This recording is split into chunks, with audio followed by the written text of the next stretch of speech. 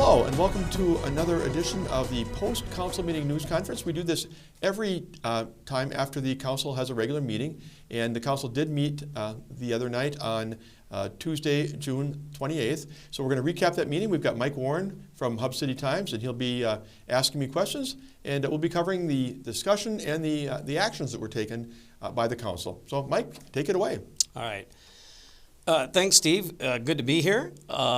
As the editor of Hub City Times now, and thanks for inviting me. I'm glad you said discussion and action, because it starts with the discussion from the other night, the meeting of the 28th. There were quite unusual 90 minutes worth of public comments, which is very rare for this council. The meeting itself went 2.5 hours, right. And the actual agenda portion of the meeting was less than an hour, maybe 45 minutes or something.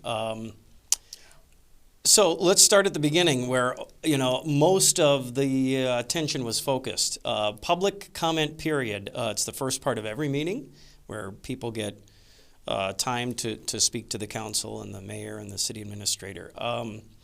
And I guess the big topic was the Pride event that was held recently at Wenzel Family Plaza. I don't know the exact date, but a lot of people got up there to speak in favor of it, some against. Mm-hmm. What did you hear? What were some of the issues that maybe prompted this? Is there going to be future attention given to this issue by the city or by the council, or what was some of the discussion? Can you take us through that portion of the meeting? I can, Mike. Leading up to the meeting, I've gotten a lot of mainly emails from people both for and against the Pride event that occurred on Saturday, June 18th. And, one of the issues I think maybe has been the use of city property. Why did this happen at Wenzel Family Plaza? I know some of the people who weren't fond of what happened cited that. And the Wenzel Family Plaza has been historically allowed to be reserved by a variety of groups, provided that they register, pay the fee, a reservation fee. They agree to abide by certain policies, certainly no nudity, keep the sound down, clean up after yourself, all those types of things. And so that's been kind of called into question by some folks. Why would we allow an event of this nature to occur there? But we aren't content-based, or we haven't been content-based, which means we're not looking at what you are going to talk about or whatever. It's mainly that you agreed to abide by the basic rules and follow the procedures that we've outlined. So that's one of the issues that came up. Another one that came up is the role of PD, the police department there. I know some folks believe that the police were maybe a little too hands-off in terms of behavior they could have or should have dealt with. Others believe that they maybe were too assertive in some points. Maybe that means they were doing their job. But we're going to have some follow-up conversations, I'm sure, about what the PD's role is. What can they do when protesters and people attending an event have some conflict? And also we'll probably talk a little bit more about the use of the grounds, because I know it came up that the thought that what if some families go out there and people are out there with their young kids, maybe they want to use the water fountain. I don't think that came up before, using the water feature. And when you reserve the Wenzel Family Plaza, is it exclusive, or are other people allowed to be there doing other things? I don't think that was talked about a lot that night, Mike, but that's come up in some other discussions, because we want to make sure it's very clear what rights the people reserving the plaza have in terms of their expectations of the event. So all these things kind of came into play. You certainly hear a lot of comments on behalf of the Pride event itself. People who believe it's a really good thing for the community, and others who didn't feel that way. But the follow-up for the city is not going to be judging the content of that discussion. It's going to be what is our role in terms of making certain everybody's rights are upheld, and that we find that resting place is our role in any conflict. So the event itself, the Pride event organizers, they did have, I guess it was a permitted event. I mean, do they need, what is the process? Because I think some were speaking a lot about, we're disappointed the city provided a permit or access or what have you. What is the terminology there, and what I guess is required to use that space for an event such as the Pride event on the 18th? Yeah, there is no requirement that you get a permit. I think what they're referencing is that we would allow someone for an event like that to reserve and use the park. Is that what it's intended for, as opposed to concerts and other activities? So no permit required. And again, just to say it one more time, we've never sought to look at content. We've only looked at the fact that we want it to be used to the greatest degree possible. We like to see the plaza used, provided people agree to abide by rules. But I think we may want to have some conversation about, again, what would be violating the rules. We had some things being talked about as far as out in the sidewalk area, and other things. How close can protesters come to people who are on the stage or whatever? These kind of questions come down to the city's role in terms of trying to protect safety and make sure everyone's rights are upheld. I really truly believe, Mike, that that's where the battle is going to be going forward. I don't think you're going to see the council say, well, we're not going to allow any activities there except concerts that we endorse. I don't think you're going to see that. They could rein it into city activities only and say no private events. But I think that the real discussion is going to be making sure that they're orderly events, people's rights are upheld, and that we find our proper role as a city. And the cities run into a lot of concerns from people about whether or not we are meeting everybody's expectations or we're upholding everybody's rights. You heard a lot of that the other night. I think I have the right to do this. No, I don't think you have the right to do that. What does that mean to the police? What does that mean to the parks and recreation staff? What's it mean to everybody? And just to clarify, so the council, do they set the rules for that type of thing, using a space like the plaza for various events? Is that where it starts and stops? I think at the broad level, the council obviously has oversight. I believe the rules we're talking about were put together by our staff and maybe in cooperation with the Park, Recreation, and Forestry Committee. The council doesn't get intimately involved in all these details. Now, given what happened, the council may want to know, in fact, I've already heard from a couple of people on the council, can I look at the policy? Can we make sure that it's something that doesn't need to be modified or tweaked? So the council's obviously the ultimate authority, but I don't believe this ever came to them at some point. It was just a set of rules established to try and promote fair usage and harmony and orderly options. Okay. The other comment that got my attention during citizen comments on the 28th was, I believe it was Professor Kleiman, who made reference to this anti-Semitic incident in the city recently. There were some flyers or something distributed, I want to say in the Connor Park area of the city, and somebody had reported to the police they found pamphlets or flyers or something. I'm not sure what, but maybe what do you know about that incident, and what were the comments to the council? And again, is this something the council will or needs to follow up on or set a policy regarding? Or I'm not sure what the response by the council would be, but maybe just kind of give us some updates on that. Yeah, sure, Mike. I mean, we did talk about this at our meeting of our staff leaders. Every Wednesday after the council meeting, we get together and talk about what we need to be doing, but we also cover the events of the meeting and whether or not there's any follow-ups we need to do on behalf of the mayor and council. So this came up. The police chief, Jody Gerink, was familiar with this group, well, not specifically the group, but had heard that in other communities that people have done this. It sounds kind of scattershot to me, for lack of a better term. It's not very organized. Did they do the entire city? Doesn't sound like it. Seems like they picked one neighborhood. And it doesn't sound like they go onto people's property. It sounds like they, maybe in the old days, like you used to get your newspaper, somebody would just, out the window be whipping these things onto your lawn. I'm not very familiar with what constitutes hate speech. I know that there's laws about that, and I think a lot of things like this come into that category. But as far as the behavior that they're doing by throwing these unwanted pamphlets on lawns, I'm not really sure the level it rises to as a potential crime.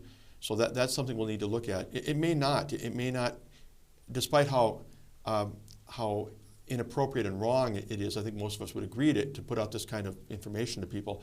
It may not be fully criminal in nature. So there are some things to look at. Right now, I don't think we even know who was doing that activity. So we don't have anybody to meet with or talk to or look at. But I think we'll just have to kind of keep monitoring it and see if we get more of this in the community and deal with it as it comes. But I'm sure the police chief's going to be talking with the city attorney. Maybe I'll be in on that conversation at some point too, about what, if anything, this would rise to if someone was caught or observed doing these behaviors. Yeah, and that was going to be the follow-up. Would it rise to, law enforcement level, council level? I only bring it up because it was brought up at, during the council meeting, citizens' Right. comments. It's not something that would maybe typically even rise to the council level. Well, right, and it really does depend on what these pamphlets say, I would guess, to some degree, too. I mean, if I'm distributing things at people's houses and it says, look, I hate people who are of this ethnic or racial background or whatever, and they're evil and they're terrible people, as opposed to making specific threats, talking about, I'm working with people and we're going to attack these people, we're going to destroy themselves or their homes or whatever. So, I mean, I'm not really very familiar with the law about what the material says and what that means in terms of legalities. So there'll be conversations about this. It's certainly an unfortunate thing for our community. I think we're a very welcoming community, and to come out of your front door and see a pamphlet and hear it talk about people in that light is horrible, just horrible. There are no words for it. But again, from the criminal standpoint, I'm not sure what it rises to. Okay. And I know public comments are meant to, just that, public comments. People give their opinion or say something about whatever. Council doesn't necessarily, the aldermen don't necessarily engage with the public at that, time in the meeting. There's not a back and forth. It's just comments and that's it. There have even been times where somebody's gotten up there and asked a council member or the mayor or the city administrator a question directly, and they really don't or can't respond because that's not what that's meant for. Right. Right. And so there was none of that, but, are there, any, maybe some follow-up things that the council may address? Yeah, I think, there's an item called items for upcoming agendas or something at the end. Yep. And strangely enough, it's after a closed session, so people generally don't see it. Right. But one of our council members, Mike, brought up at the very end of the meeting after closed session, the idea maybe we ought to make some of these things agenda items for future council meetings. And one of the other members said, well, why don't we just get reports from staff? We looked at the UTV issue, we looked at the issue of the pamphlets being thrown on people's lawns. We looked at maybe some of the concerns that came up from people on both sides regarding the plaza use for that Pride Festival. And we'll get these reports and we can decide when we read them whether or not there's anything to bring to a council meeting. But is it really a council topic, or are they on top of it? Have they followed up with the city attorney? Have they followed up by making sure policies were upheld? Maybe nothing more needs to be done. Okay. And the only reason I bring that up is because the council is listening, but that's their job at that point in time. Their job is not to immediately respond to a comment that was made to them at the meeting. Somebody makes a comment and now the council takes, time to respond. Some people might see that and go, well, gee, the council just sat there. They had nothing to say, in response to any of these concerns that people brought up. Well, that's not what that meeting, that time in the meeting is for. That's their time to listen to public comments, and that's all. And then they take it and they maybe react to it at a later meeting or something, right? Or at Correct. the committee level. Correct. And oftentimes you'll see faces that look kind of like this. All they're doing is taking in the information. Yeah. Because it really can't do anything at that point. It's not an agenda item. And ultimately, it may not be a local government or council issue anyway. And I think about the Pride comments. I respect all the people who came forward, but I mean, there were some comments that you would think that somebody might say, well, boy, if that's what happened that day, we need to do this. Hey, and call up the police chief, get him at the podium. What really happened? Did you see someone doing this? You don't see that at public comment. The comments are made, they are what they are. We applaud people for coming forward, but if there's a follow-up to be done, it's typically going to happen away from the meeting by having those dialogues with the police chief and the city attorney. And we can come back to an upcoming meeting and say, hey, look, we looked at this. If we ever have an event like this again, here's how we'll handle it differently, or here's what we can do to improve it, but not in front of the audience. That's not going to happen. Right? Well, and if the council feels they need to respond in some way with an actual ordinance or something of that nature, again, that's something that would have to be public noticed. It would have to be put on the agenda. The public would have to, get a chance to see it on an agenda. In other words, it would be an open meetings violation if the council heard some concerns and then that night, 20 minutes later, something responded to some public comment by actually passing something. I don't even think that is allowed under open meetings laws. It's not, and I know that our city attorney doesn't even favor the idea of suggesting a course of action at those discussions. I mean, the idea is saying, yeah, ma'am, thanks for what you said. We'll take this up here very shortly. We'll get an ordinance passed that says you can't do that anymore. That's not really even appropriate. Even though you're not acting that night, people in the community might see that tape later, see the video and say, boy, I'd like to have been there. I would have said that this is a bad idea. Now they're already committed. It seems like they're already committed to doing it. You want to refrain from that type of comment. Okay. Anything? I know we've spent a lot of time on public comments, but Well, they did at the meeting. It was a big part of the meeting, Yeah. and I want to thank everybody who came out again. I want to thank all the people who have emailed me, pro and con about different issues. I mean, I've responded to as many as I can. If you haven't heard from me, you still will. I just was kind of inundated with comments, particularly about the Pride Festival. But thank you for your input and for weighing in with what you're thinking, and in some cases feeling very strongly. I'm grateful that people are willing to do that. Yeah. As for the actual meeting agenda, again, it was shorter than the actual public comment period, and it was a light agenda. The one thing that got my attention, and there was some discussion, and I think even an 8-1 vote on this, if I'm not mistaken, and it has to do with, it says, request to approve West 2nd Street District redevelopment plan. Can you give us just kind of a quick overview, synopsis of what that is and what the council discussion was and what the vote, with the positive vote now, what happens? Yeah, I'd be glad to, Mike. We've been working for many years on the West 2nd Street corridor, and just to remind people what that is, that's the idea that from really throughout the downtown area, we want to make that area along West 2nd Street more vital, vitality, vibrancy, economic growth, aesthetically pleasing, whatever. Well, the first phase we did a few years ago was from Chestnut to Maple, and we made that one way. And not everybody liked one way, I'll be honest with you. We don't get many comments anymore. People have gotten used to it. But one-way street going away from Central both ways with decorative features, street trees, benches, I think, whatever. And then phase 2 was getting the plaza put in, and we got that done. So we have a wonderful gathering place. Lost in the shuffle of last night's comments was the fact that how great is it that we have a location that people can come, they can participate, they can have concerts, activities, and the fountain that people can, kids can play in. It's a wonderful thing for our downtown area. But phase 3 that was put on hold for a while is going west of Chestnut, west of the post office area. How can we make that better going out to Stephen J. Miller Park? So we did engage Van de Waal, a consulting firm that's highly regarded, working with an ad hoc committee here made up of a lot of different community players and elected officials to kind of dream. What could that area be? We've talked about the Public Works Garage could be moved. We've talked about Weinbrenner Shoe Factory is looking at building in the industrial or business park possibly and leaving downtown. The openings are there for, can we redevelop it? Would it be residential? Would it be single or multifamily residential? Would it be some office, retail? So trying to put together a plan, what would it take? Would it need a certain amount of public investment, private investment? Would it be done over phases? So there was a plan put together.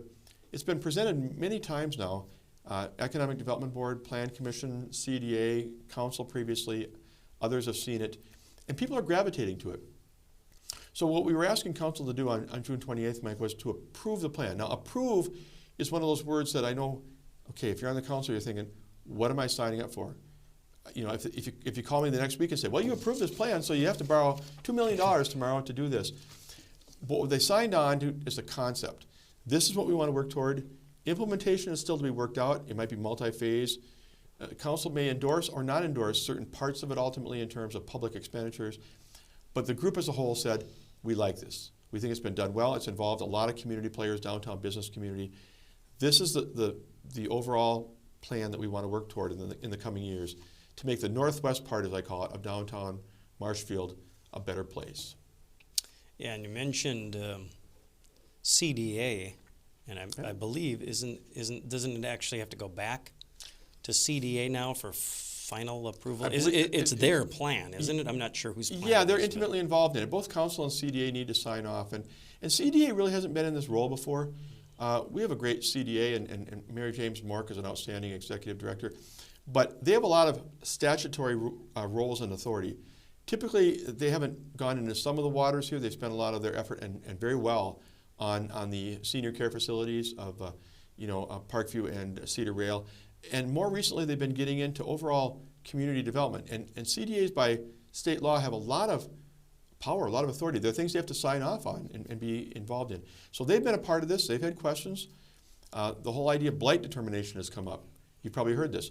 People have gotten letters in the mail saying, your property might fall under the blight rules, and they're like, wait a minute, are you calling my property deteriorating and despicable and all these kind of things? No, we're not. We're just saying that statutorily it may fit under blight, which means it's older or outdated or not the highest and best use of the land. And I think we've talked through some of those to where people realize that we're not calling their properties awful. And CDA has been part of that too, because they're involved in the blight identification. It is good to have CDA as a key player in this process. It is. Well, yeah, and I remember, 20-some years ago, I think it was the first time I'd ever heard about CDA was the whole lead-based paint abatement issue, and they were the leading agency that was getting the funding from the feds to do the lead paint removal in certain housing structures and things of that nature, and they kind of led that charge in Marshfield locally, and it was CDA they had to run the funding through, and so it was the first time I'd ever heard of CDA, and it was probably the first time a lot of people had heard of CDA Correct. and what they actually did. So. Correct. And they have a lot of roles to play. Yeah. State law. By the way, I think I used the phrase senior care facility. I didn't mean that's not the accurate term for the independent living that those individuals have at those facilities, which are very well taken care of and well managed. Right. Sometimes I don't always use the right words, but hopefully people give me grace. Right. But they're a good group of people, and I think they're coming on board with the idea that this would be good for redeveloping part of downtown, and they want to be part of it, and that's good to see. Yeah. And like what Steve says, just go make some council comments and, right, go to the public comment period and there you go. Tell them how disgusted you are with, what he called cedar rail. Yeah, there you go. Yeah, no, and believe me, I meant no disrespect. Those are well-kept independent living they're facilities, great. They do a great job. They do. Anything else on that? No, I think it's exciting, but you'll see it play out over a period of time now. When we talk about creating a TIF district to fund some of the public improvements, that'll be a process. Okay. Implementation itself, Mike, who's going to be the driver now? Is it the Economic Development Board? Is it CDA?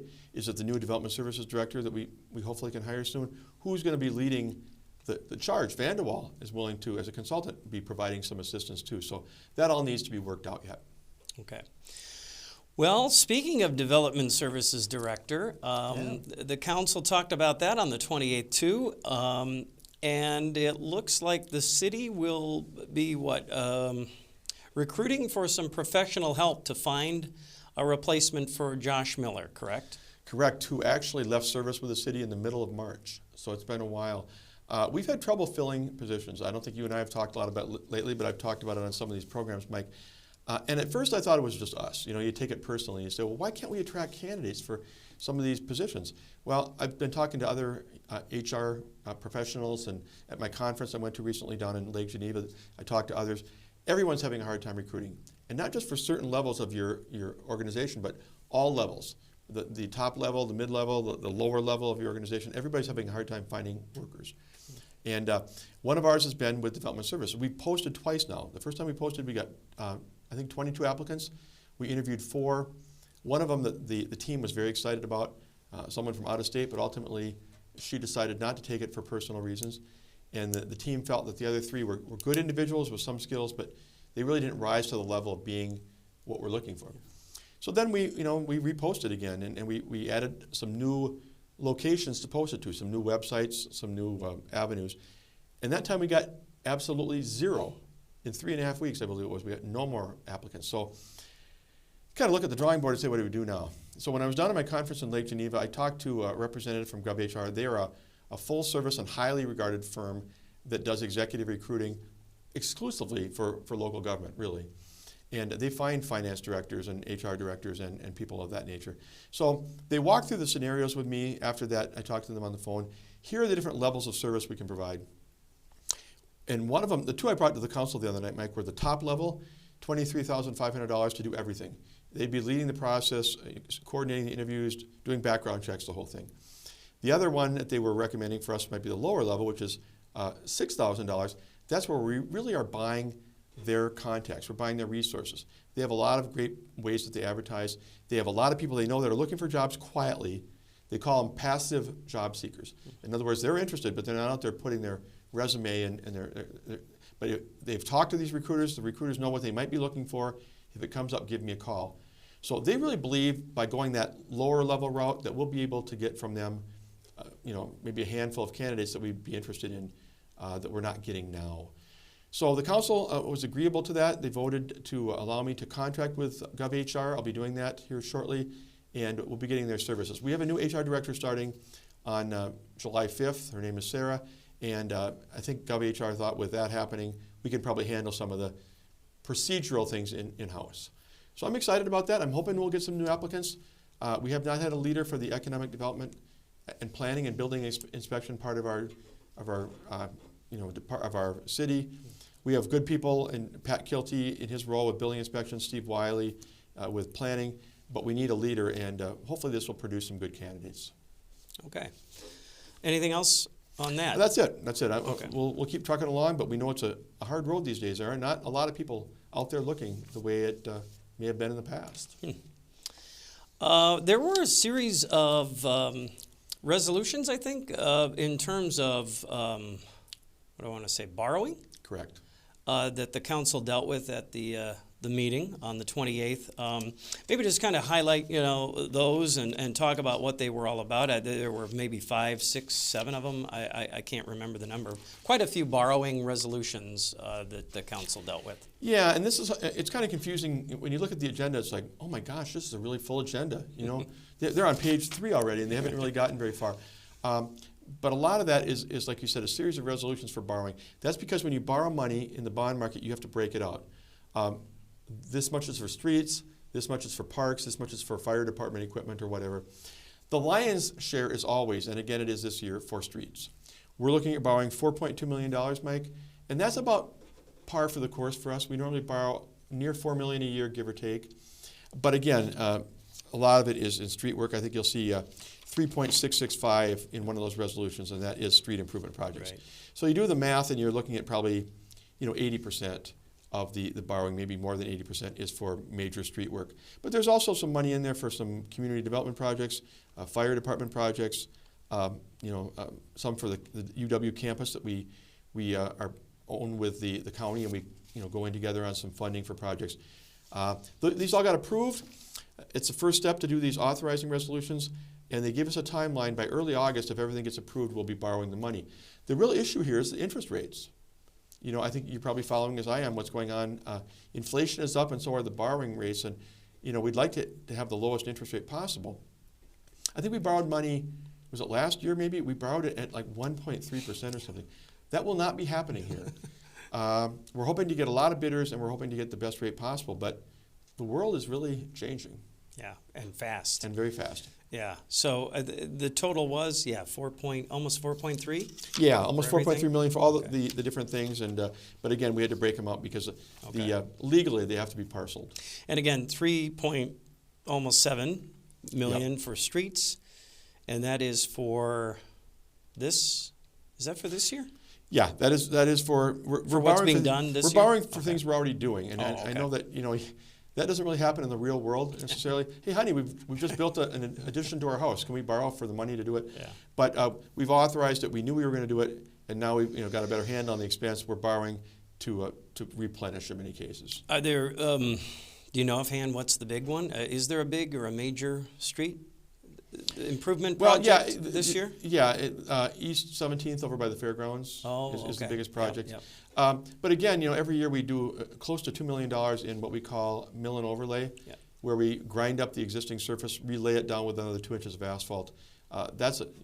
Those together are the big bulk of it. Well, and that kind of gives you the biggest bang for your buck. You can't. I mean, I've heard this number, $1 million a mile. Yeah. To pave a road or something? To reconstruct, yeah. Yeah, to reconstruct. I believe, I mean, people all want to see their road done like today, okay? Well, actually, I wanted mine done yesterday. You didn't show up. Beforehand. Yeah. But the average person has no idea what it costs to do a road. And that's why there are roads that we've wanted to rebuild, where you dig it all up and you rebuild it with new sewer and water pipes and better base. What we do more times than not is we do what I talked about, where we grind up the existing surface, relay it, and put more asphalt on it. And that might seem like a Band-Aid to people. It does buy us another 15 years, or more. We just don't have the funds to rebuild every street. The only streets that we rebuild are the ones that are, we identify maybe one a year that we can't really cobble together anymore. It needs to be totally reconstructed. Yeah. Okay. And maybe a really big one is I've noticed. I think for a while they got into this pattern of doing a big one every other year. Yeah. And then trying to do if it was $4 million a year, or $3 million, or $2 million, or whatever, putting all that into, like you said, the quote unquote Band-Aids, or doing as many of those as you can on the off years when you're not doing a major reconstruction like Central was the one year, right, and all these right. where you're totally taking it down to nothing and rebuilding it. East 29th and the South End is another one of those. That was another one. We could not have done that without the grant money we got from other agencies. I don't know how we could have afforded to rebuild that long part of 29th. Yeah. Okay. So those projects are all happening throughout the summer and into the fall and things of that nature. So they'll all get done this year. Yep, and for those of you who are looking forward to going to the Central Wisconsin State Fair, the project will be done before that, so you won't be dealing with some of the mess that we've had earlier this summer. Yeah, that would not go well. No, it wouldn't be received very well. Okay, well that's good news. I hadn't thought of that, but okay. Now, I did notice a couple of agenda items in terms of closed session. These are things that are talked about, behind closed doors, not on camera and things of that nature. And one said possible assistance for project located within TIF District Number 10. Is that, remind me again, that is down by the mall where they've talked about redeveloping the whole the Marshfield Mall property? Correct, Mike. And there's a lot of interest. A lot of people are excited about the idea of getting new retailers and maybe doing a different model. And I'll just say it again. I think a lot of people have heard this now, but it's worth covering again. Malls are not doing very well across the country. People are not as enthralled with the mall concept that they used to be. Even though you might think in this part of the world, oh, wait a minute, it's winter, like how long? But so what he's trying to do is something similar, the developer, to what you find in Plover or Rib Mountain or some of these places where you have stores side by side. And trying to create that model, he's got, I think, 3 really good retailers on the line. I can't talk about them yet, but that they are ready to sign leases. And what we're doing right now, it's a big project. I think he covered it a little bit at a previous council meeting at a high level. He's looking for the city to participate financially to some degree. And these closed sessions we've been having have been, to what degree would the city participate and how would it be put together? What would the agreement look like? And of course, the city is watching out for the taxpayers. We're watching out for our own security. But it would be good if we could see more commerce and more development over there. So I'm hopeful that we're headed in the right direction. I'm hopeful that you'll hear something good soon. But right now, I can't say much more than the fact there's a discussion about the city's role or potential role in this development. Okay. And then the other issue was update on multiple legal cases. What's do you want to give the list, or what are the big ones? I mean, I hope the list isn't too long these days, right? The biggest one is the one we have with the clinic, where they're seeking to get refunds on taxes, where they believe that the 2 parcels, the one that the east wing is on and the other that the main clinic building is on, ought to be considered exempt under the state's hospital exemption. And, I know if you follow us, you're thinking, this is like a soap opera. It moves slower than does Kathy Love Joe or something, what's going on here. But when you have attorneys involved, you have, preparation for a possible court proceeding, you're going to have this. Both sides are asking each other for a lot of material to help determine, and we're getting material from their side to confirm whether or not their argument is right, that they really are like a hospital, or it's not founded and they really are like a clinic or a non-hospital use. So I gave him a little bit of an update. Nothing radical is really happening. We're just going through the process. We have a couple of other things going. One I can mention is the fact that we are filing an insurance claim related to the potential losses from something that happened with our former municipal court clerk. And I think I've said before that the city has insurance coverage, but there's potential legal ramifications for that anytime you have an insurance claim of some size. So we walked through that with them so they understand where that's going. And then a couple of other cases that go back a couple of years that are still not finished. And again, all I really did was give them an update in terms of the legal status of every one of those items. All right. I guess I missed one, too. There was one that said review parameters for acquisition of temporary easements on Lincoln from 5th to Adler. Is that anything major? There's been a lot of discussion. We're doing a rebuild with money from federal and state agencies, from those levels of government, to rebuild Lincoln from 5th to Adler. Okay. And, you know, if you've ever been over there, and probably most of the people tuned in right now have been, there's a desire to get, you know, either sidewalks or trails for people to walk and bike along a very busy road. Lincoln is one of those roads in the community that's heavily traveled. So, been a lot of talk about how to make that happen, and we talked about could we get right-of-way or easements from the property owners adjacent to that? Would they not be interested in giving us that? And what's going to be best for safety for pedestrians and people on bikes when the day is done? So it was really an update on our efforts to try and get temporary easements from property owners and what we might be able to do that's acceptable. I know sometimes people think, well, use condemnation. If they're not willing to give you anything, just condemn their property and do what you need to do. Government doesn't do this as often as you think. In fact, sometimes we're not even allowed to do it the way people think we can. We can't just come up and condemn your land because we want to do something. So we're looking at how to make this the best possible road upgrade and the safety along with it for all concerned. And again, Dan Kinnick, our Public Works Director, was giving an update on that process. Okay. Anything else from the meeting that stands out to you? That's all I had. Not really. I guess just I want to thank people again for coming. You know, it's a difficult and uncomfortable thing when you walk into a room and there's that many people who want to come to the podium, but I think for the most part people were respectful, and I appreciate their comments. And again, we want that kind of input. Yeah. We want to hear from you, what your concerns are. We applaud people. It takes some guts, for lack of a better term, to go up there and stand in front of people and tell what you think. But we'll go on. We'll see if there's anything to learn from that we can do better in the future, and we'll move forward. On that note, and I was going to bring this up before when we were talking about public comments, but forgot about it, and now I just remembered it. But the thing I noticed right away was that there was a timer going, and I don't remember at any point in my history of covering the council anyone giving public comments being timed, or in other words, giving a time limitation. This is something new. Talk about this. Not really. When you come to a council meeting, we want you to sign in. There's a form that you're supposed to sign in if you want to talk. Yeah. It's on a table right when you walk in. A lot of people don't even notice it. But if you read it, it says, you know, here's what you need to do, and what you need to do is agree to the following things. And one of them is there'll be a 5-minute limit and be respectful toward others or whatever. We've never done what you saw the other night, and I don't think we were expecting people to drone on for hours. But I talked to the mayor, and she felt it was appropriate to make sure so that everybody gets to speak. And when you've got 20 or 30 people who want to talk, if one person talks for 20 minutes, it's not going to work. You know, we're not going to want to be there at 9:30 still in public comment. So she felt led, and I agreed with her, to call a 5-minute time limit. And not to cut people off, that wasn't our purpose, but to make sure everyone got their opportunity. Okay, just because of the sheer volume of people that wanted to speak, then we're going to enforce this 5-minute rule. It's kind of always been there, but we've never really had to enforce it, because if there was only one person or if there were 2 people or something and they went 7 or 8 minutes, not a big deal. Right, I don't think, yeah. Okay. And to tell you the truth, I mean, there are communities, and I think Rapids or Point, one of them, is very clear on the fact that they do it during regular meetings. I mean, public comment, you got 3 minutes, and when the 3 minutes are done, okay, you know, you're done. We've never done that. I think, you know, Chris Meyer, I remember talking to him when I came here. He said, look, we're central Wisconsin. We're a small community. We're not Congress. You know, we want to be flexible. But there are times when you have to say, look, if everybody's going to get their chance, we have to abide by that time limit. Yeah, and I know the Board of Education does it, you know, for Marshfield. 3 minutes, and that's it. And when 3 minutes is up, you know, you're done. You have to stop mid-sentence or wherever you're at.